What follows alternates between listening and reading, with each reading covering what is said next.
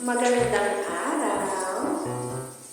Ang aking niluluto ngayon ay tinatawag natin ang palaya con carne. So kung nakikita nyo, inisa muna natin yan, ground beef. So pinamantika muna natin. Bago mo nilagay ngayon itong bawang, sibuyas at kamatis. Sabay-sabay na yan. Pag ako nagluluto, sabay-sabay na sila. Basta importante, masangkot mo siya, maigi. So, ayan, nasutiin na natin siya. Lagyan natin ng patis. So, mga ano yan. 3/4 tablespoon. Parang 1 tablespoon. 3/4 tablespoon. Isang kutsara yung patis.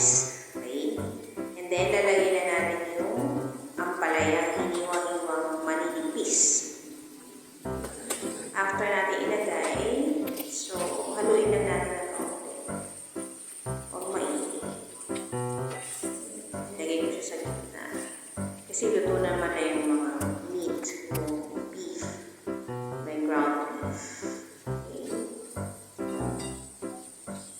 Hanggang ngayon, hindi ko alam kung paano sabi nila hindi masyadong mamaya. Huwag daw masyadong kagayin. Pero minsan kahit hindi mo ginawa, ganun pa rin. So, ayan, hindi nyo nakita. Nilagay ko na, binubos ko na yung itlog sa iba. Yung itlog na yun, may kasamang water. Binatik ko siya sa kaunting water para yun na rin yung pinakasabaw. Ayan, nung pinakpan ko, ayan siya. Hinalo ko na siya. Ayoko na masyadong yung may sabaw sa ampalaya. Kasi mapait na nga, diba? Tapos mapait pa yung sabaw. Konting halo. Actually, tinutulan ko yun.